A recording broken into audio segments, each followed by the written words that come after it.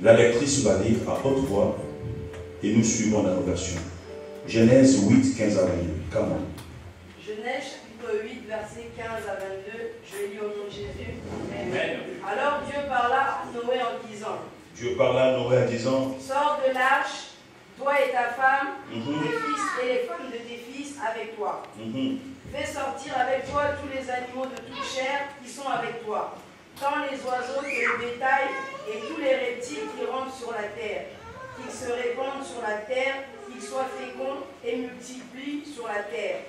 Et Noé sortit avec ses fils, sa femme et les enfants de ses fils. Yes. Tous les animaux, tous les reptiles, tous les oiseaux, tous ceux qui se meuvent sur la terre, selon leur espèce, sortirent de l'arche. Noé bâtit un autel à l'Éternel. Il prit de toutes les bêtes pures et de tous les oiseaux purs, et il offrit des holocaustes sur l'autel. L'Éternel sentit une odeur agréable, et l'Éternel dit en son cœur, je ne maudirai plus la terre à cause de l'homme, parce que les pensées du cœur de l'homme sont mauvaises dès sa jeunesse. Et je ne frapperai plus tout ce qui est vivant, comme je l'ai fait. Verset 22. Yes. Tant que la terre subsistera, les semailles et la moisson, yes. le froid et la chaleur, l'été et l'hiver, le jour et la nuit ne cesseront point. Amen. Amen. Dieu dit à Noé, sors du bateau, toi, ta femme, tes fils et les femmes de tes fils. Fais sortir aussi toutes les espèces d'animaux qui sont avec toi. Tous les oiseaux, tous les grands animaux et toutes les petites bêtes qui se déplacent sur le sol. Qu'ils remplissent la terre, qu'ils fassent de petits et deviennent nombreux. Alors Noé sort avec ses fils, sa femme et les femmes de ses fils. Tous les animaux, toutes les bêtes, petites bêtes, tous les oiseaux, tous ceux qui se déplacent sur le sol, sortent du bateau par sa famille. Noé construit un autel pour le Seigneur parmi les grands animaux et parmi les oiseaux qui sont pires. Il prend une bête de chaque espèce, puis il le brûle entièrement sur l'autel en sacrifice pour le Seigneur. Le Seigneur respire la bonne odeur du sacrifice et il descend dans son cœur. Maintenant, je ne maudirai plus le sol à cause des humains. C'est vrai, leur cœur désire faire le mal de leur jeunesse. Mais je ne détruirai plus tout ce qui est vivant, car je viens de le faire. Quelqu'un dit Amen. Amen. Prenez place. Il y a une décision que Dieu a prise. Une décision qui a bouleversé l'humanité. Nous parlons des choses tellement prophétiques. Ce sont des choses que nous n'avons pas calculées selon les dires des hommes. Mais ce sont des choses que Dieu libère par rapport à sa pensée, par rapport à son amour, pour amener son peuple en bien. Quelqu'un dit Amen.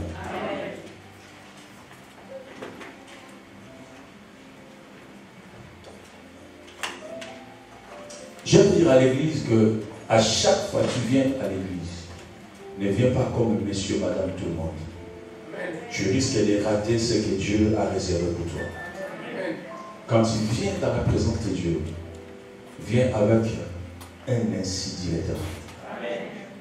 Viens avec une raison en part entière. Parce que même dans le marché, tout le monde n'a pas les mêmes objectifs. Il y a des gens qui se lèvent le matin, ils vont au marché pour aller voler, tout simplement. Vous les voyez en costume, en cravate, mais ils cherchent à faire quelque chose que je vais faire. Il y a des gens qui se rendent au marché pour aller faire des courses, des shopping. Il y a des gens aussi qui vont pour aller vendre. Et il y a des gens qui vont aussi parce qu'il n'y a rien à faire à la maison, ils disent je veux faire un tour au marché. Et l'Église a cette expression. Tu risques de rater la pensée de Dieu pour toi parce que tu es aux côtés de quelqu'un qui n'a pas la pensée pur. Parfois, il est distrait. Et il ne veut pas être distrait lui-même, il te distrait toi aussi qui est à côté de lui. Il y a des gens qui jouent avec le bébé, qui va zapper son téléphone, qui va envoyer des textos à l'église. Ça, c'est... Je ne sais pas comment qualifier de telles personnes qui viennent à l'église et faire de telles choses. Je bénis Dieu par rapport à l'avancée de cet enseignement. Nous sommes en train de parler un message très spirituel qui est lié à la délivrance et à la restauration. La délivrance, c'est un devoir de tout chrétien. Et la restauration, tout simplement parce que depuis la chute de l'homme dans les jardins, l'homme a connu beaucoup de défauts. Et il a perdu les valeurs initiales. Il a perdu des valeurs basiques. Parce que dans les jardins, si vous voyez, l'homme était dans la présence de Dieu en permanence. Et Dieu descendait chaque soir, la Bible dit, au milieu du jardin pour parler avec l'homme. Dieu avait positionné l'homme dans une position merveilleuse que tu ne peux pas comparer. Et après la chute, l'homme va perdre toutes ses valeurs. Il va perdre la communion avec Dieu. Il va perdre beaucoup de valeurs que Dieu avait mises à son service. Et l'homme, n'est-ce pas, va vivre dans le péché. Et il y avait un arbre qui n'était pas interdit. Alléluia. C'était l'arbre de la vie éternelle. Et l'homme va écouter la voix du serpent. Il va aller manger les fruits interdits. Et Dieu jugea bon de chasser l'homme du jardin. Pourquoi? Parce qu'il y avait un processus qui devait se mettre en place. Le processus du rachat. Dieu n'a pas chassé l'homme dans les jardins parce qu'il voulait les chasser. Mais Dieu a chassé l'homme du jardin parce que Dieu a voulu rentrer dans la notion de la restauration. Réparer l'homme perdu. Si Dieu laissait l'homme dans les jardins, alors que l'homme était déjà péché, j'ai dit était déjà péché, il risquerait d'aller remanger les fruits de la vie éternelle et l'homme allait rester éternellement péché. Qui a compris? Amen. Voilà pourquoi le message de chérubin va avoir lieu. Dieu va chasser l'homme du jardin pour s'engager dans le processus de la restauration. Et il va mettre les chérubins avec des épées flamboyantes pour empêcher l'homme de retourner dans les jardins de peur d'aller manger les fruits de la vie éternelle. Qui m'a compris? Et Dieu va s'engager dans le processus de la restauration.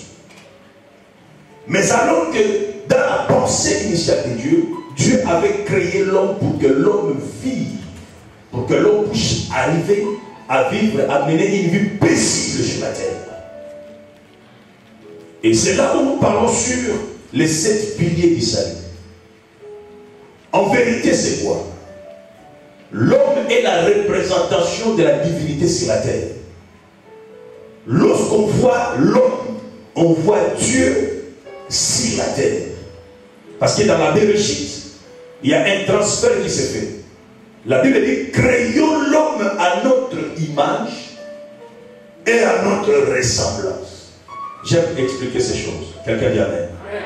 Quand Dieu dit, créons l'homme à notre image, cela veut dire que créons quelque chose. Si on peut me voir, moi, Dieu, on me verra par le biais de cette créature. Créons l'homme à notre image. C'est-à-dire, ce que nous avons créé portera notre image. Quiconque veut voir Dieu, il doit aller voir cette créature. Et à notre ressemblance. Lorsqu'on dit on se ressemble, cela veut dire tout simplement que tu détiens le même faculté que moi. C'est cela qu'on dirait, nous nous ressemblons. Nous regardons de la même manière, nous parlons de la même manière, nous marchons de la même manière, c'est alors qu'on dirait que nous nous ressemblons. Et quand Dieu dit créons à notre image et à notre ressemblance, cela veut dire tout simplement que ce que moi Dieu j'ai fait, la créature que nous allons créer aussi le fera. Parce que Dieu est un créateur, l'homme aussi sera créateur. Parce que Dieu est la parole, l'homme aussi parlera. C'est pourquoi j'ai dit en vérité, l'homme est la représentation de la divinité établie sur la terre. Est-ce que tu peux acclamer pour toi? Amen. Tout ce que je veux, que nous puissions mener une vie glorieuse, alors sans reproche, alors sans tâche. Mais malheureusement, le péché est venu abolir, détruire tous ces processus. L'homme normalement devait vivre dans la puissance, dans la richesse, dans la sagesse, aussi dans la force. Je me limite là parce que nous allons petit à petit. Amen. L'homme n'était pas à la recherche de la puissance parce que l'homme avait reçu la puissance de Dieu. Vous imaginerez une chose que je vous dis, une chose que tu n'as pas réalisée parfois. Vous savez, dans la création, l'homme parlait avec les lions. L'homme donnait de l'ordre à lion. Fais-moi ça, lion obéissait. Mais l'homme a perdu les pouvoirs de commander aux animaux alors que Dieu avait créé les animaux pour l'homme et non l'homme pour les animaux. Depuis que le péché entra dans l'homme, toutes ces valeurs ne pouvaient plus agir parce que le péché a pris place dans la vie de l'homme. Les lions commençaient à manger l'homme alors que les lions étaient créés pour l'homme.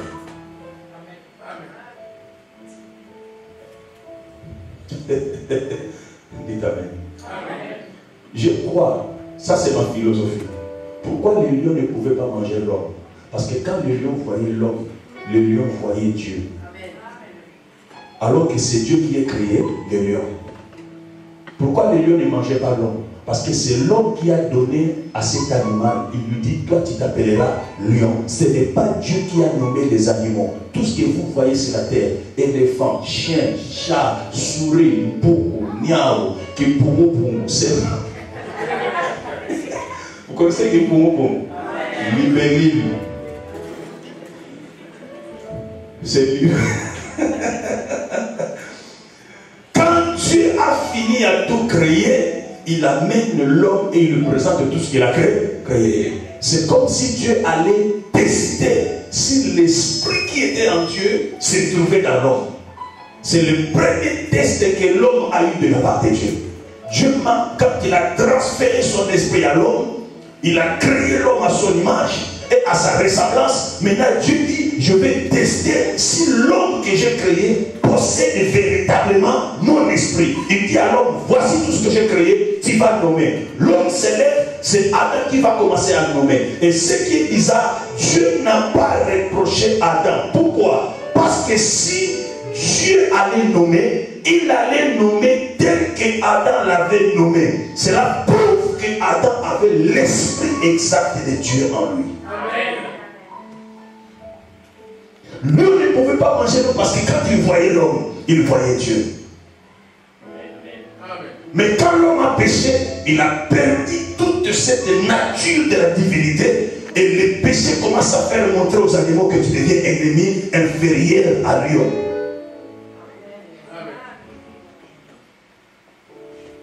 Voilà pourquoi la délivrance, c'est pour récupérer la restauration, c'est pour récupérer des valeurs que nous avons perdues.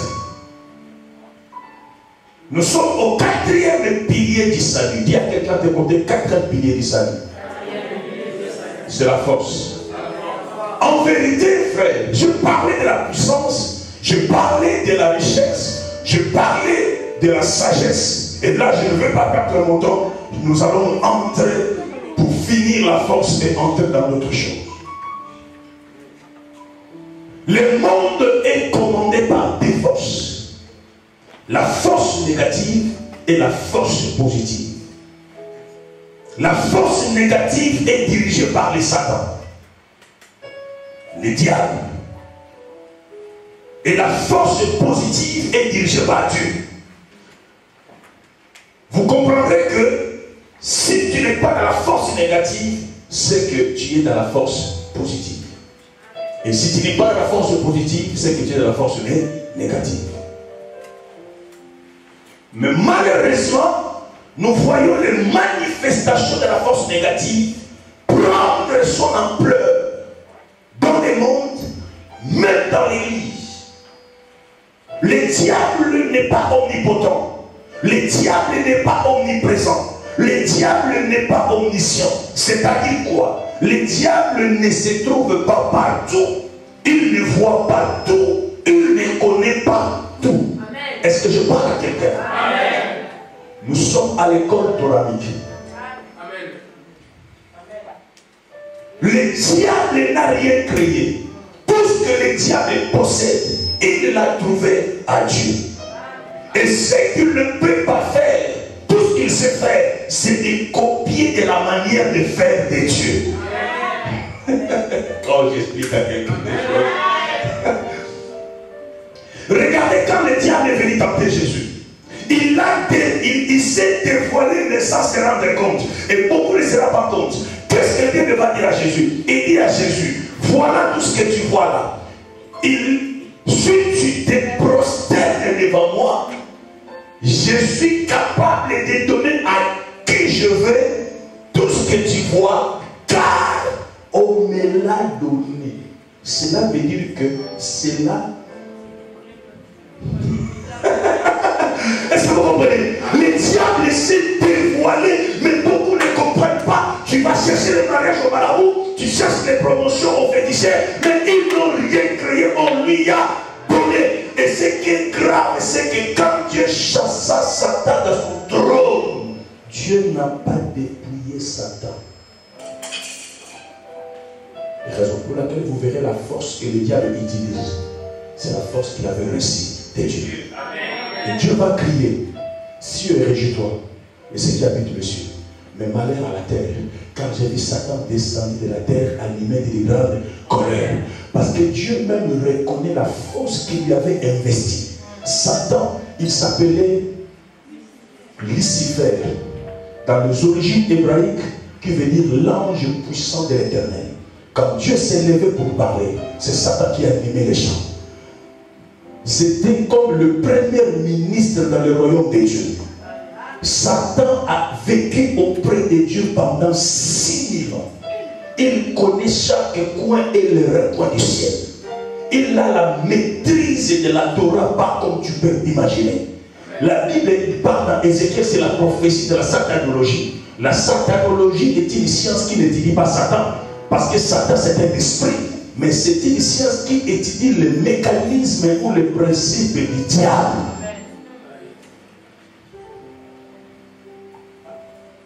La Bible dit que Satan était créé en parfaite beauté. Lorsque vous entendez la parfaite beauté, cela veut dire que tu n'as rien à lui critiquer. Ce n'est pas le diable qu'on nous montre dans les films avec des cornes, les gros yeux, vilain type. La Bible dit que Satan était un ange de lumière.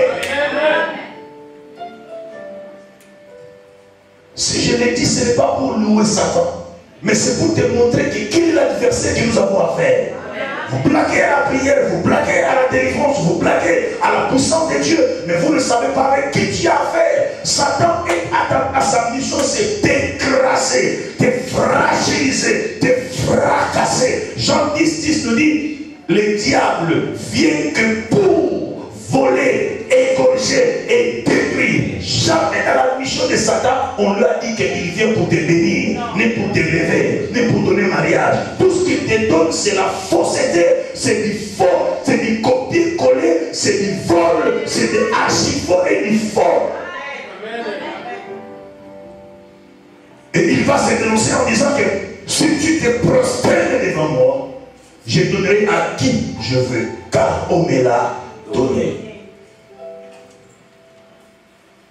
Satan n'a rien créé. Tout ce qu'il va bien aimer, c'est s'acharner à l'homme, c'est parce qu'il ne veut jamais que l'homme puisse aller vivre. la gloire qu'il a perdue. Pour votre information, Satan ne sera jamais pardonné. Amen. Satan ne sera jamais libéré. Sa dernière place est réservée à l'enfer. Et voilà n'est pas partir seul. Il a commencé son travail depuis le ciel. Tu sais, quand Satan, Dieu l'a chassé, qu'est-ce qu'il a fait? Il n'a pas voulu partir seul. Il a influencé d'autres anges. Il a pris un tiers des anges qu'il a entraînés derrière lui. Ce sont ces anges-là qui sont devenus aujourd'hui des démons. Même ces démons, ce n'est pas lui-même qui les a créés. Même les démons, c'est Dieu qui les a créés. Et parce qu'ils ont suivi leur maître, le diable, c'est quand vous verrez si quelqu'un vit dans l'erreur, si tu n'es pas prudent, ça c'est l'esprit du diable. Il va chercher à t'entraîner derrière lui pour que tu meurs. Il y avait un sorcier qui s'est converti. Il disait, il avait des sacrifices à donner au diable. Et il devait sacrifier un de ses proches amis. Comme il avait besoin de 2 personnes, il va envoûter un de son ami. Et que dans cet envoûtement qu'il va lui lancer, il lance un envoûtement en sorte que son ami ne meure pas seul. Il faut que dans sa mort, qu'il puisse aussi amener aussi une autre personne qui va mourir pour qu'il obtienne des sacrifices. Il y a un ami, cet ami qui ne connaissait rien, qui n'avait pas Jésus. Il était chauffeur de convoyeur, le chauffeur de grands camions là qui faisait Kinshasa Matadi, qui faisait des trafics. En pleine journée, il va garer en pleine route. Et comment vous imaginez quelqu'un qui va se garer? Vous allez vous allonger au bord de la route. Et il appelle aussi son ami, ignorant qu'il était. Il vient aussi dormir avec lui. Un grand car qui venait de nulle part. Pendant qu'il dormait, on les a rossés. Les 2 sont morts. Et ce magicien, quand il donnait témoignage, il disait, ce monsieur-là est mort, c'est moi qui l'ai envoûté. Mais dans l'envoûtement que je lui avais lancé, je lui avais lancé un envoûtement, il fallait qu'il meure aussi avec quelqu'un d'autre. C'est pas quand vous fréquentez des gens. Je parlais sur le message de salut. Quand Dieu envoyait Saül qui devait aller chercher les ânesses de son père, Saül était accompagné avec les serviteurs. Et ces serviteurs l'ont aidé. Il faut savoir avec qui tu dois fréquenter, qui tu dois fréquenter et qui fréquentes-tu.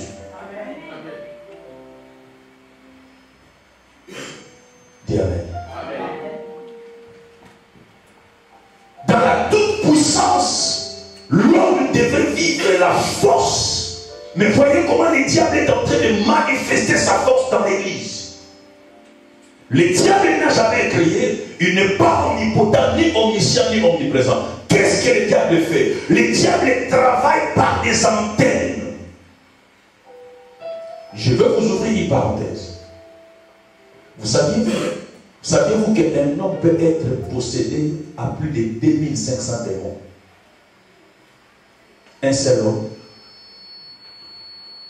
Savez-vous cela?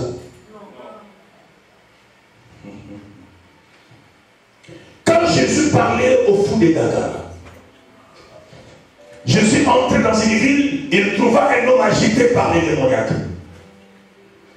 Ce fou dormait dans les cimetières et il brisait toute force de chaîne qu'on lui invitait. La Bible dira que lorsque Jésus arrive, le fou commence à crier. Fils de David, qu'est-ce qu'il y a-t-il entre vous? Jésus pose la question à ces messieurs. Il dit, qui êtes-vous? Ils ont répondu quoi? Nous sommes légion. Or, légion, lorsque vous lisez même dans vos dictionnaires, légion c'est un troupe d'une armée équivalent de plus de 2500 soldats. Et lorsque vous regardez en France, il y a une unité d'armée qu'on appelle la légionnaire. Est-ce que vous comprenez? Jésus chassa les démons dans ses corps. La Bible dit que les démons ont pris le corps des animaux. Et ces pourceaux étaient plus déterminés. Quand quelqu'un est possédé par un esprit, il y a un esprit de la sorcellerie qui est géant, mais derrière cet esprit-là, il y a des acolytes qui commandent cet esprit géant, qui gèrent, pardon, qui sont au service de l'esprit géant.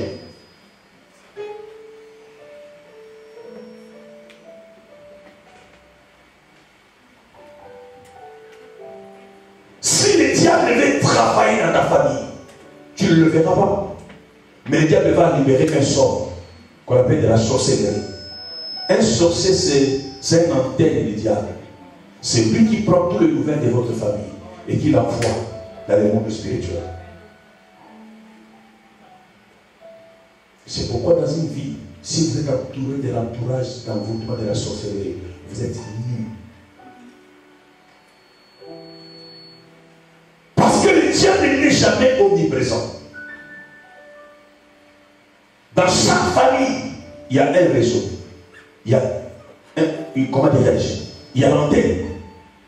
Dans chaque, regardez bien même chez nous à Kinshasa, je peux donner que cet exemple-là, vous verrez que chaque commune a un esprit dominant. Vous remarquerez? Chaque tribu, chez nous, si j'ai la bonne mémoire, on est plus de 350 dialectes. Tribus. Et chaque tribu a un esprit géant.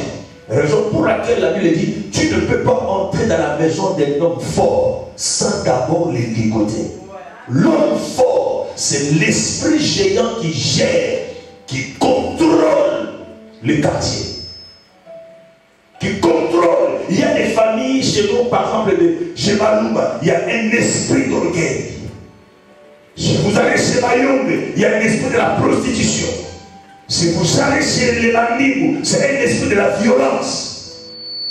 Si vous allez chez les... tu peux décortiquer chaque atmosphère, n'est-ce pas, de la manifestation d'un esprit géant. J'étais au Cameroun, il y a un tribu qu'on appelle les Bassa. Ce sont comme des Chebalouba chez nous. Les gens friqués, les gens très orgueilleux. C'est comme si c'est eux qui gouvernent le pays. Et ça, quand vous allez dans chaque tribu, vous verrez un esprit de manifestation à part entière qui gère cette partie-là. Est-ce que vous comprenez? Et le diable se communique par ses moyens. Dans cette église, il peut envoyer ses mercenaires par l'esprit de la sorcellerie pour envoûter l'église. Et je disais, la manifestation de la sorcellerie commence par l'esprit des blasphèmes. Les sorciers envoûtent par le mandat du diable que les gens aient l'esprit de blasphémation. Comment dirais-je? Pour blasphémer à la puissance de Dieu. C'est-à-dire, faire que les gens ne croient plus à la puissance de Dieu. Même si se passe quelque chose, on l'attribue au diable. Il te ferme la porte de croire en Dieu pour te retourner vers lui. Parce que si tu ne crois plus en Dieu, tu vas croire en qui? Le Fils. Acclame le Seigneur. Vous verrez même aujourd'hui dans l'église, même nous les chrétiens, si se passe quelque chose à l'église, les chrétiens ont la doute de croire, ont la doute de glorifier le nom de Dieu. Il y a des témoignages comment l'église s'oppose. Esprit de blasphème entre les pasteurs. Si vous voyez, Dieu est en train d'utiliser l'autre par la guérison, par les miracles, tout ça, vous commencez à l'attribuer. C'est un franc-maçon. Est-ce que vous croirez seulement que les maçons qui peuvent faire les miracles? Alléluia. Amen. Et parce qu'on ne croit plus en Dieu, on retourne vers la magie. On fait retour vers les maçons. On fait retour parce que le diable envoie l'esprit. Il y a un deuxième envoûtement qui vient à l'église, c'est l'esprit de la rébellion. Alléluia. Et c'est là où je tournais, je suis resté un peu longtemps et c'est là où je vais entrer dans le message tout de suite là. Quand un arrive entrer dans une vie, il y a la rébellion passive et il y a la rébellion active. Tu peux être déjà rebelle, mais sans le savoir que tu es déjà rebelle. J'appelle la rébellion, c'est le péché primitif. Parce que c'est par la rébellion que le diable a été chassé du trône. La rébellion veut dire tout simplement c'est s'opposer. Se soulever à l'autorité établie. Et vous verrez, la rébellion a toujours des conséquences très très très graves.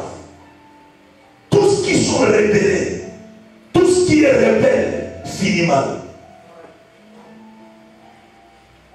Et c'est pourquoi je disais que la rébellion est la sœur jumelle de la sorcellerie. Parce que dans la sorcellerie, il y a la rébellion. Leur maître fut le premier rebelle dans le trône de Dieu. Et quand on est frappé de cet esprit, tu es mal. C'est l'action de se rebeller, se révolter contre l'autorité établie. Et ça, c'est un piège. Vous verrez même dans la Bible, la Bible nous parle d'un monsieur. Paul, lorsqu'on parle de Paul, on parle, Paul avait des fils spirituels. On cite souvent Timothée, on cite moins un petit. Mais il y avait aussi plusieurs enfants spirituels qui travaillaient aux côtés de Paul. Vous comprendrez qu'il y avait Alexandre, il y avait Hyménée. Mais la Bible dit que lorsqu'ils ont été touchés par l'esprit de la rébellion, ils se sont révoltés violemment contre Paul. Parce que quand Paul parlait de la résurrection, il ne voulait pas attendre ces choses. Ils se sont rebellés contre ce monsieur, cet homme de Dieu. Et qu'est-ce qui va se faire? Paul va se lever pour livrer ces gens au diable. Bien aimé dans les Seigneurs. Aujourd'hui, vous verrez cet esprit en train de ronger l'église. Les gens ne sont plus, les chrétiens ne sont plus posés.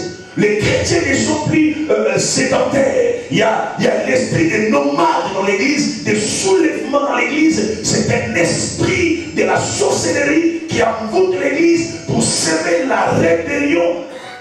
Avant qu'elle devienne active, elle commence par être passive. Tout simplement. Ça commence comme si rien n'était. Mais il y a des rancœurs. Il y a l'orgueil qui commencerait à monter à ton cœur. Paul a dit, je livre Alexandre et Hyménée aux mains du diable parce qu'ils se sont rebellés contre moi. Et qu'est-ce qui va se passer quand il y a la rébellion, il y a soulèvement, l'homme de Dieu s'élève. Et quand l'homme de Dieu s'élève, il ouvre sa bouche et il parle. L'Esprit de Dieu a ouvert les yeux. Voilà pourquoi dans nos églises, nous avons que des problèmes. Parce qu'il y a la migration des chrétiens. Avant que tu arrives ici, tu es quitté quelque part. Avant que tu arrives à la Torah, tu viens d'une église que moi je ne sais pas. Et dans cette église, avant que tu arrives là, tu as été aussi dans une église. Et regarde bien la question, c'est quoi? Dis-moi ou dis-toi toi-même de quelle manière tu étais sorti de cette église-là. Vous savez, moi j'ai dit une chose. Moi je ne te connaissais pas. Personne d'entre nous ici on se connaissait. Même ma femme on ne se connaissait pas. Avant qu'elle devienne ma femme, on s'est rencontrés dans l'église. Et moi j'ai suivi les principes de la Bible. Je n'ai pas dragué ma femme dans la rue. Je ne sais pas draguer ma femme dans une boîte. D'ailleurs, je ne connais pas ces mots-là. Déjà pour votre information. J'étais parti prêcher dans une église où il fallait que je me marie. Je vis la sœur. Avant d'aborder la sœur, je vis son pasteur. Je dis, est-ce que je peux parler avec cette-là? Parce que je sens que je peux l'épouser. Il dit, non, non, on te croit, vous êtes sérieux, parlez. C'est pas cette permission qu'un jour après le culte, c'est elle-même qui me... Elle travaille même mon protocole. Voilà, servir Dieu, ça peut t'apporter une bénédiction. Alors qu'avant le culte, je m'étais déjà bien parlé avec son pasteur. J'ai dit, aujourd'hui, là, quel piège. Quand j'ai monté, c'est elle qui prenait ma Bible, elle posait ma Bible, et j'ai dit, après le culte, aujourd'hui, ça va. Alléluia. Elle était habillée en noir, jupe noire, chemisette blanche. J'ai dit, aïe, aïe, aïe, aïe, aïe, ça va changer. Alléluia. Après les cultes, son pasteur me dit, suis le pasteur. Il rentre dans le bureau, il était calé. Je lui ai dit, il était trop direct. Je pense même que... J'ai dit, écoutez ma soeur, je veux aller droit au but. Alléluia. Parce qu'on n'a pas vécu l'histoire des draguets. Alléluia. Et vous verrez dans cette... Ah, vous aimez bien cette histoire. Je ferme la parenthèse. À suivre. On acclame le Seigneur.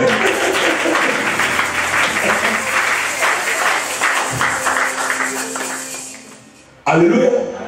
Et là, vous allez comprendre l'histoire, c'est quoi? C'est que le diable travaille autour de ces choses pour pouvoir ouvrir la bouche de l'homme de Dieu pour qu'il lui profite de ses paroles. Écoutez-moi très bien, soyez sincères. Amen. Amen. Et maudire, et bénir, qui est plus facile? Parce que quand je te dis, ma fille, soyez bénie, tu dis Amen. Tu ne l'as pas vu, mais tu crois. Et tu crois que la Bible dit, il faut croire, Seigneur. Il faut faire très attention, frère. Écoutez-moi cet enseignement, ça va t'aider. De la même manière que si je dis, tu es béni, tu crois que tu es béni. De la même manière que si tu, même si je ne dis pas une fois que je pense que tu es maudit, tu es maudit. Pourquoi? Parce que le diable a compris qu'entre Dieu et le peuple, il y a l'intermédiaire, c'est l'homme de Dieu. Il dit, si je vais maudire ce peuple, écoutez, il y avait un prophète qu'on lui avait poussé de maudire le peuple de Dieu, le peuple israélite. Pourquoi? Parce qu'il savait que le prophète a la bouche de Dieu. Tout ce qui sort de sa bouche, le ciel va le contrôler. Le diable a compris récupérer les jeux. Il dit, pour maudire ce peuple, je vais utiliser que la bouche des hommes de Dieu. Parce que tout ce qui sort de la bouche des hommes de Dieu, le ciel le prend en compte. C'est comme venir dans nos églises. Nous ne traitons que des problèmes. Nous ne traitons que des conflits. Pourquoi? Ce sont des problèmes qui vous suivent tous les jours de votre vie, de par les migrations des églises et après églises, que vous avez connu des problèmes avec des pasteurs, des hommes, des dieux, des apôtres, et que quand vous arrivez dans une église comme telle chose, et que si le yeux n'est pas ouvert, on croit que tu es une bénédiction, mais en vérité, tu as encore un vrai problème. Tu vas te rendre compte que le même problème qui te fait fuir 10 églises, ça te fera encore fuir cette église. Parce que derrière toi, il y a des sacs de paroles, de malédictions que les hommes de Dieu ont libérées contre toi. Et ça te suit.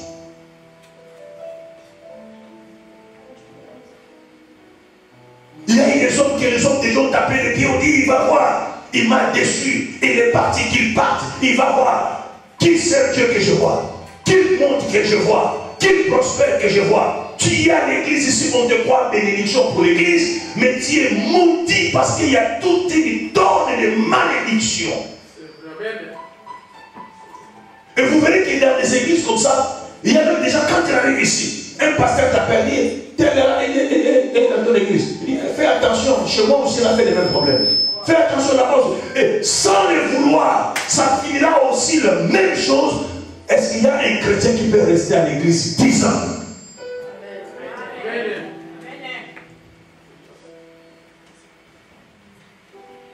Parce que, mon frère, c'est un esprit de la rébellion. Que le diable en profite.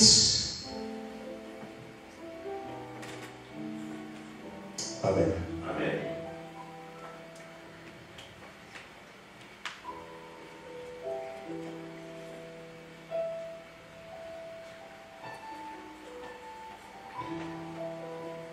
Vous verrez Absalom, le fils de David, lorsqu'il s'est rebellé contre son père.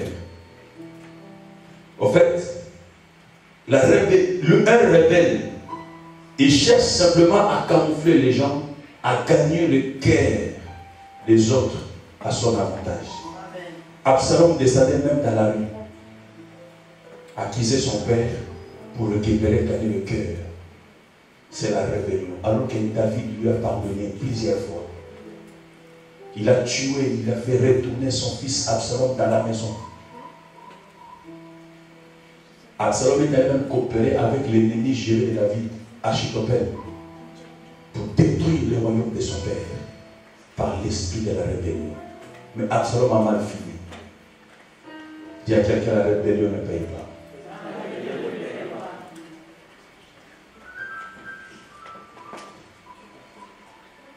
Est-ce que vous avez déjà pensé à ces trois questions? Comment tu es sorti de ton ancienne église?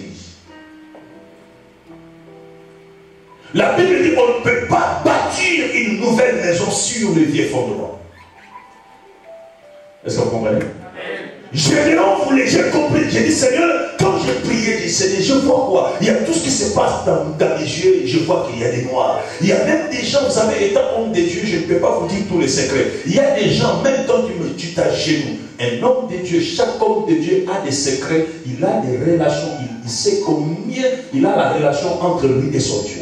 Il y a des gens, même si je ne prie pas pour toi, mais du fait que je pense à toi, il y a des choses bien. Mais il y a des gens, n'aiment même pas prier. Du fait de penser à toi, je vois déjà des négatifs.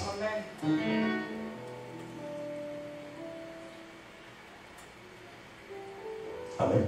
Amen. Pourquoi dans la vie de ces gens, il y a que des noms? Donc, il y a des gens, quand tu viens, tu sens l'impression, il y a que des problèmes. Il y a même des gens, tu pressens que tu finiras mal avec elle. Tu finiras mal avec lui. Il y a cet esprit-là qui te pousse. Pose-toi la question. Je bénis Dieu que tu sois membre de la Torah. Je bénis Dieu que tu sois une bénédiction de la Torah. Mais si nous n'avons pas traité les problèmes que tu as dans le spirituel, tu ne pourrais jamais être une vraie bénédiction pour cette église.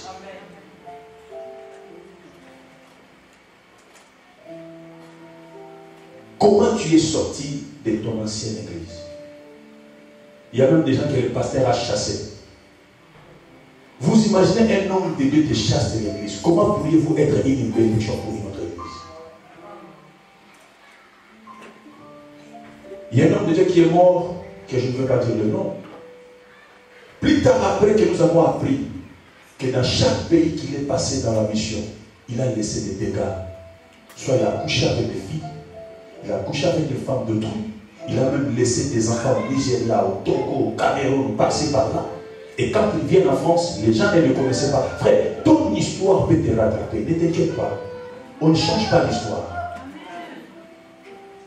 On ne le connaissait pas, mais arrivé en France, c'est la même chose qui commençait à poser, à pratiquer. Et qu'est-ce qui va se passer? Plus tard après, c'est les histoires qu'il a laissées derrière qui commençaient à nous revenir, à nous parvenir.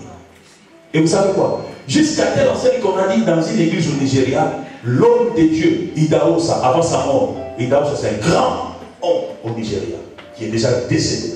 On lui avait chassé dans l'église parce qu'il y avait un débauche qu'il avait amené dans l'église, mais pas possible. Jusqu'à coucher avec les femmes des hommes de Dieu dans l'église. On lui a dit, on ne veut plus te voir dans ce territoire. Plie tes bagages, 24 heures, tu dois partir. En partant, et c'est là où il est venu en France. Il arrive en France, il a fait des belles bêtises. Il est allé même coucher avec la femme de celui qu'il avait réussi dans sa maison. L'homme part le matin au travail, lui il reste couché avec sa femme. Et vous savez c'est quoi? Quand cet esprit te suit, cette malédiction te suit, ça pourrait t'amener à la mort. Jusqu'à ce qu'il est allé commettre l'impardonnable. Il est allé coucher avec la femme de son propre grand frère. Son grand frère a vu ça. Il est mort à cause de cet incident. Et le monsieur n'a pas attendu longtemps pour mourir. Il est mort. Il n'y a pas longtemps qu'on a enterré à Kinshasa. Mais c'est un grand homme de Dieu quand il prêchait, quand il parlait, quand il remplissait le LSC, c'est la LSC, ce n'était pas possible. Mais je vous dis, frère, les chrétiens sont des sentimentalistes aujourd'hui. Ce n'est plus l'église des sentiments, ce n'est plus l'église des paraboles. Nous voulons bâtir une église bénie pour préparer la rencontre de l'épouse avec l'époux qui est Christ. Nous recevons des gens, croyant que nous recevons des bénédictions. La Bible dit tous les jours, les seigneurs envoyaient des âmes sauvées. En d'autres termes, on dit tous les jours, les seigneurs envoyaient des âmes converties. Mais nous recevons de nos églises les inconvertis. Ils viennent dans ce caractère, ce comportement, Dima, ces malédictions qu'il a récoltées de gauche à droite, l'église de Dima, l'église de Péréalon, l'église de Néo-Apostolique, ce pasteur a chassé la maudit. Il n'a pas réparé ces choses. Et il va finir avec nous ici. Ici encore, il ne va pas tarder. Il va faire ses bêtises. Après, pour que tu appelles, tu vas finir comme Caïn.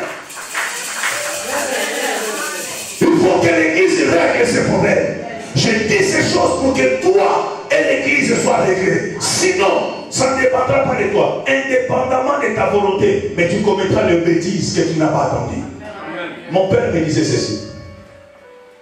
Si quelqu'un a la diarrhée, tu sens que la diarrhée arrive, il faut courir vite aux toilettes. Tu le retiens une fois devant les gens. Deuxième fois, tu vas faire une bêtise devant les gens. Ça veut dire quoi? S'il y a une sémence qui habite en toi, si tu ne l'as pas réglé, tu le retiens aujourd'hui. 2 ans après, 3 ans après, on te saura que tu es.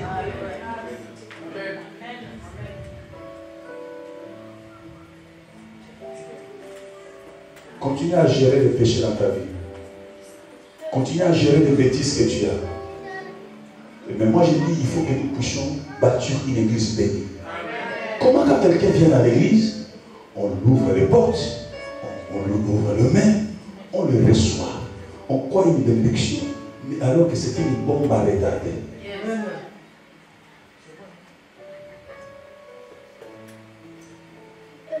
J'ai compris, le problème ce n'est pas les hommes. Le problème c'est des problèmes que Dieu a fait derrière toi et qui a eu par rupture de malédiction. Et toutes ces rébellions, il y a des malédictions. Quand il y a rébellion, il y a malédiction. Amen. Moi j'ai un ami, il est en Afrique, il est plus âgé que moi. Dans la foi, il fit les aînés. Quand nous on croit, on avait la foi, c'est eux qui nous encadraient. Mais vous savez, si j'ai un bon conseil d'amis à te donner, soyez prudents comme les serpents. Cet ami s'est rebellé avec notre pasteur. Notre pasteur, c'est aussi, mon pasteur, c'est aussi son pasteur. Qu'est-ce qu'il avait fait? Il commençait à diffamer le témoignage du pasteur. Partout où il passait, il parlait le mal du pasteur. Le pasteur lui a pardonné. Quand il lui pardonnait, nous on ne savait pas. Deuxième, comment les problèmes on attend à gauche à droite? Mais qui est-il? Quand le pasteur a su que c'était lui, c'était en plein culte comme ça. Il s'appelle Georges, apôtre Georges. Papa, j'ai vu la vie de quelqu'un pourri, un monsieur élégant. Mais sa vie a basculé. Le pasteur devant, il dit désormais, Georges, lève-toi avec orgueil, s'élève. Nina, quoi? Il dit, t'es pas moi ton père, si je n'ai pas mis ma main. Papa! L'homme de Dieu a parlé, il y a des sorts, les chasses de l'église. Vous savez, il y a des choses que tu peux réparer, mais il y a des irréparables.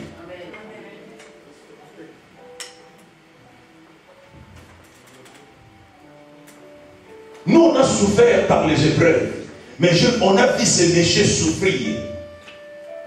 Sa vie tournait à rond. Les choses commençaient à se détruire dans sa vie l'une après l'autre. Jusqu'à toucher le sol.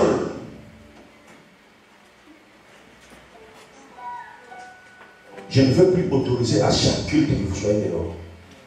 Quand le culte commence, quand même ça fait chaud, tout le monde reste dans la salle. Il y a des ventilateurs pour tout le monde. Ok, frère Pichu?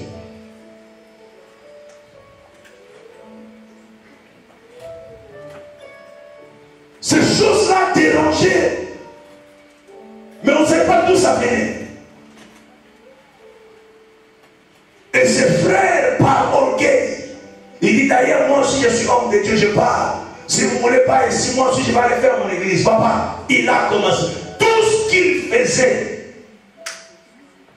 si je dis jusqu'aujourd'hui, amen. Parce que quand le diable va poser l'esprit de la rébellion dans la vie d'une personne, c'est pour te créer des problèmes.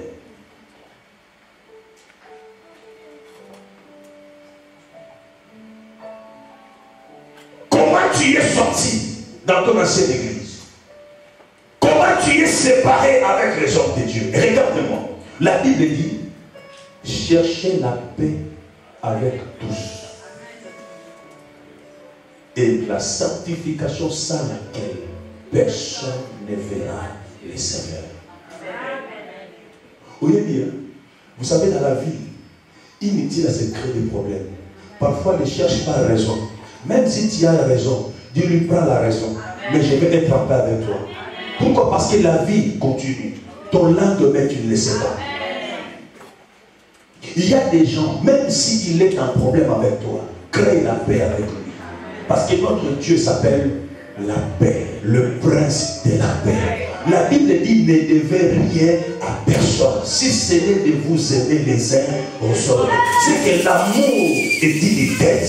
Tu dois m'aimer et je dois t'aimer. L'amour, si tu ne m'aimes pas, tu as une dette à ma personne. Si je ne t'aime pas, je serai en dette. La Bible dit, ne devez rien à personne. Vous savez, il y a des choses, tu peux monter, tu peux descendre. Si véritablement tu es un enfant de Dieu, je parle d'un vrai enfant de Dieu, la Bible va te coincer. Il y a des gens qu'on a dit, je ne lui pardonnerai jamais. Mais tu vas dans la maison, et une journée en colère. Le soir, quand tu te mets à genoux, tu commences à prier, Dieu commence à te parler. Tu lis la Bible, aimez-vous les uns les autres. Pardonnez ceux qui vous maudissent. Pardonnez 7 fois. Toi, tu as déjà pardonné 10 fois. On se retrouve que nous sommes coincés à la parole de Dieu et on est obligé à obéir à la parole parce qu'elle est souveraine. Tu parles de Seigneur. Dans ce message, la Bible dira. Alléluia. C'est pourquoi vous verrez le combat de David et de Saül. 2 personnes, viens. Viens.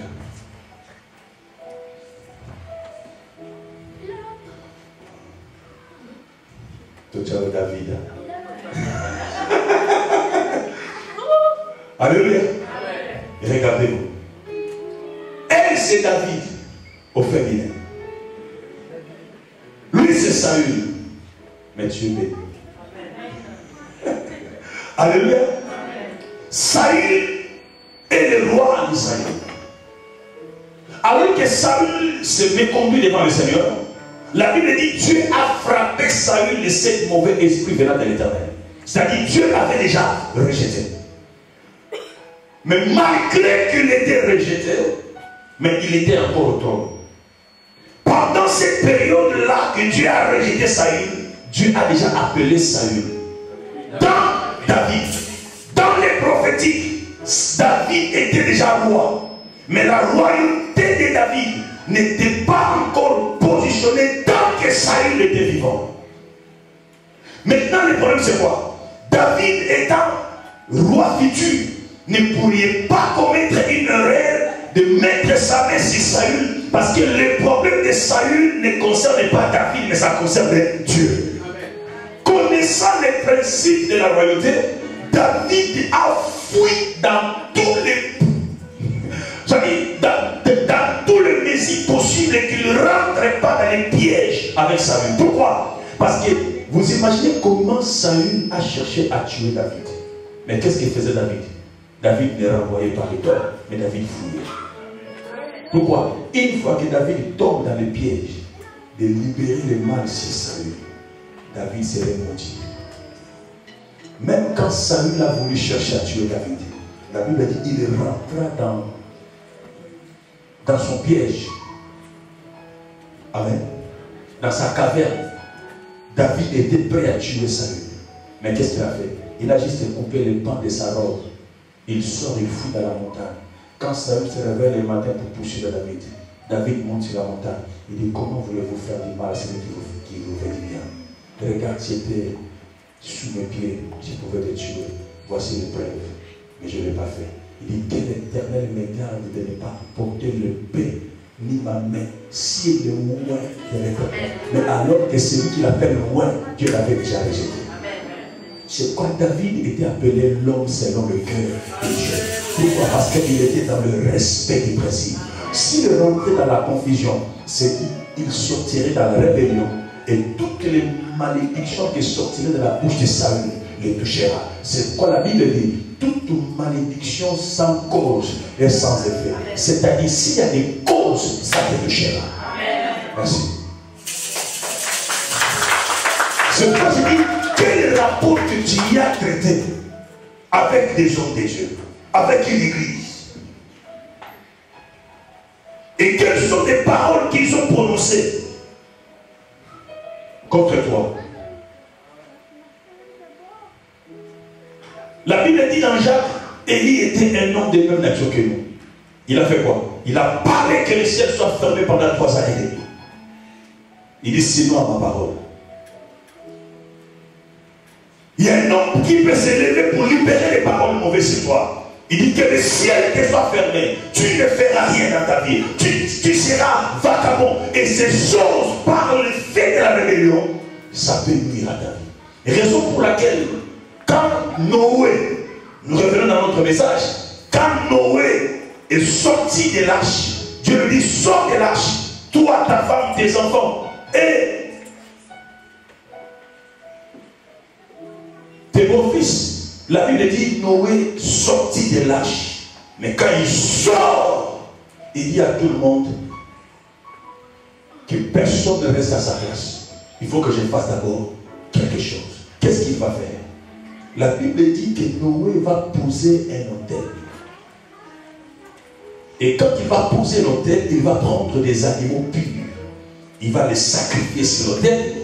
Et quand Dieu sentit une bonne odeur, la Bible dit, je ne maudirai plus la terre. Pourquoi? Parce que Noé savait que la terre précédente était sous la malédiction. Il aurait fallu qu'il y ait un Noé qui s'élève pour arrêter la malédiction qui pouvait continuer à frapper sa génération. Et voilà pourquoi j'ai dit à l'église, il nous faut des Noé dans notre génération, un père qui s'élève. Parce que je ne sais pas d'où tu viens. Je n'ai pas connu ton parcours. Qu'est-ce que tu as fait? Quelles sont les paroles que les gens ont libérées sur toi? Mais au temps de Noé, il s'est levé pour déclarer l'arrêt de toutes mauvaises paroles qui ont été libérées sur toi et de rentrer maintenant dans la paix avec la nouvelle génération. Quand on parle de l'autel, en Israël, tout ce qui peut se passer dans la spiritualité, c'est passé sur l'autel.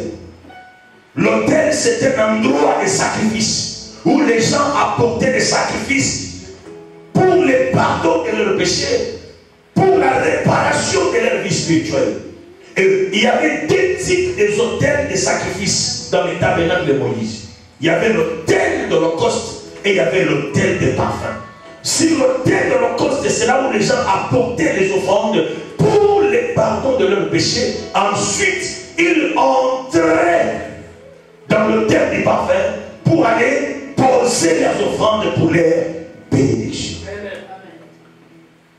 Lisons un passage.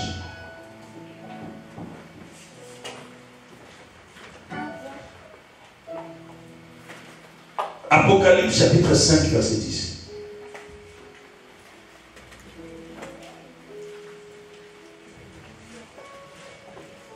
Un lecteur ou lectrice va lire rapidement. Apocalypse chapitre 5 verset 10. 5 verset 10. Je lis au nom de Jésus. Tu as fait d'eux un royaume et des sacrificateurs pour notre Dieu. Tu as fait d'eux. Là, la prophétie s'adresse à l'église. Alléluia. Amen. Tu as fait d'eux. Dieu a fait de nous un royaume et des sacrificateurs. Pour notre Dieu. Alléluia. Prends ta Bible, lis avec moi. Je vais dire à une personne. Dans la divinité, il y a des services sacerdotaux qui se font. Tel que tu es là, tu es en même temps roi, tu es en même temps sacrificateur. C'est pourquoi la Bible dit il a fait de nous un royaume des sacrificateurs. Lorsque la Bible dit il a fait de rois, un roi est fait et posé pour régner. Quelqu'un dit amen. Mais lorsqu'on dit il a fait aussi de nous des sacrificateurs. Oh, il n'y a pas sacrificateur sans sacrifice. C'est-à-dire toute la vie des chrétiens c'est une vie de sacrifice. tu es un sacrificateur, en même état tu es sur le bâton de la loyauté. Pourquoi le sacrifice? Parce qu'il y a des problèmes que le pasteur, l'apôtre ne pourrait pas le régler pour toi, mais il a fait de nous un royaume pour que chacun soit indépendant à la place qu'il se trouve dans le pays qu'il est. Il peut prendre le sacrifice, aller le présenter devant le roi, et Dieu accepte ton sacrifice pour le pardon de ton péché. Amen. Amen. Alléluia. Amen. La notion de sacrifice, c'est une notion biblique. Si Noé avait fait ces choses, c'est pour changer la malédiction en bénédiction. Il savait que la terre était maudite. Peut-être ta terre est déjà maudite. Il y a des gens qui croyaient venir en France et réussir, gagner leur vie, vivre une vie paisible, mais c'est le contraire de ce que tu vois. La terre est maudite. La terre est dure. Il y a des gens qui disent que non, la France est dure. Non, la France, elle est dure pour toi, mais pas pour tout le monde. Il dit, l'Europe, j'arrive plus. Tu quittes l'Europe, tu vas au Canada. Il y a des gens, avant de venir en France, il a fait 20 ans. En Hollande, 10 ans. En Belgique, 5 ans. Et quand il arrive ici, tu as déjà calculé, tu te retrouves avec une vingtaine, trentaine des années en Europe. Tu fais que tourner en rond. Le problème, c'est quoi? Le problème, c'est qu'il faut que tu comprennes. Tu es en même temps roi, mais tu es aussi en même temps sacrificateur.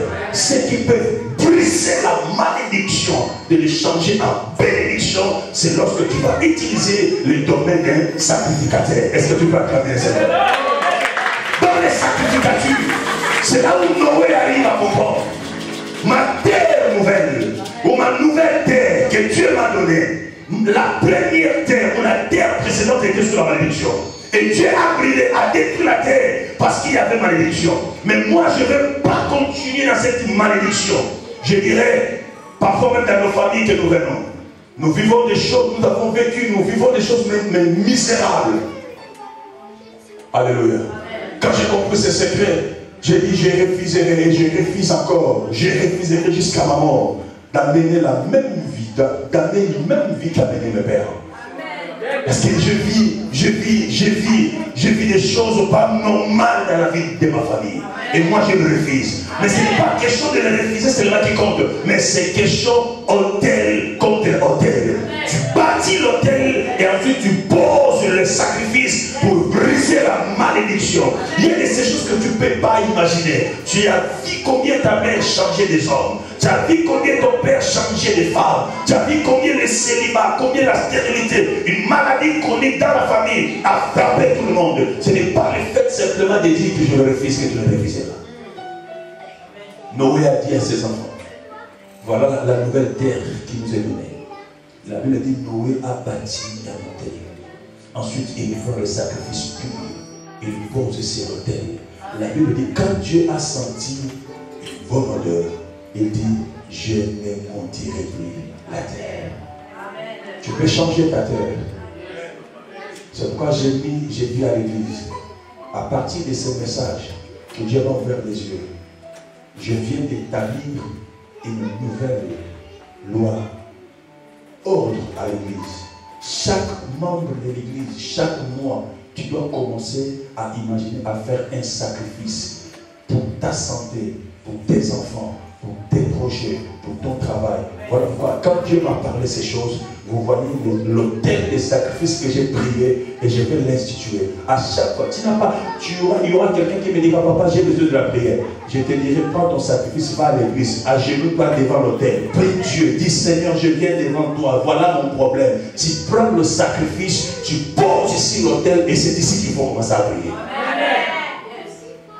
Anne a prié toute sa vie.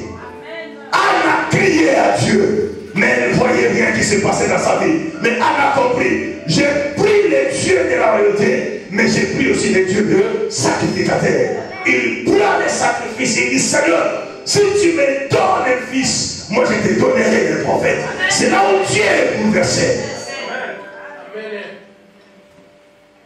Alléluia. C'est là où Dieu est bouleversé. Comment vous pouvez imaginer que nous vivons dans un temps,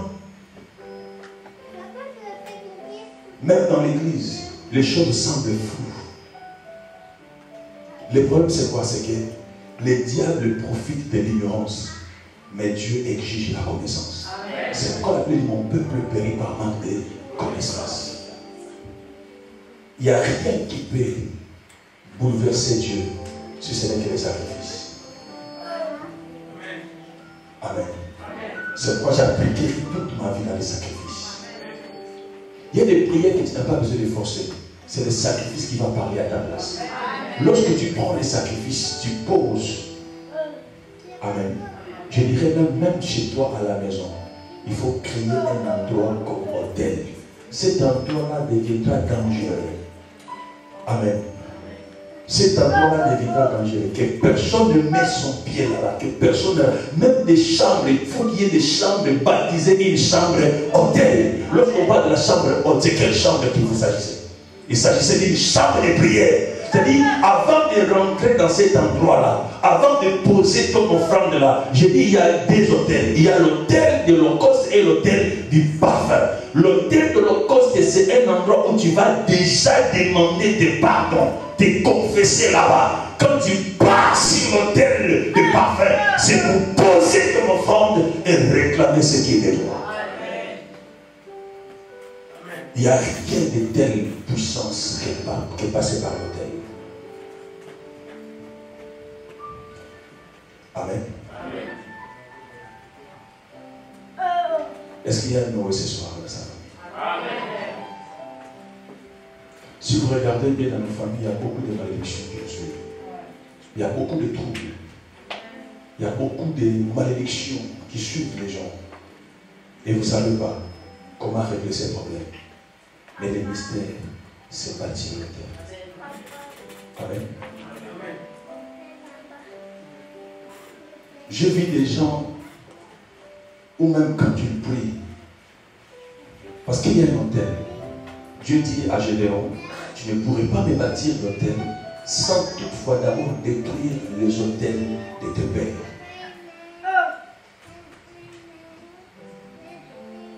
Aujourd'hui, nous voulons prier pour toutes sortes des autels qui règnent sur notre vie. Amen. Levons-nous là aussi. Il y a des jours, une semaine passée, il y a eu des séquences des hôtels qui a été posées. Fermez-moi la porte, s'il vous plaît.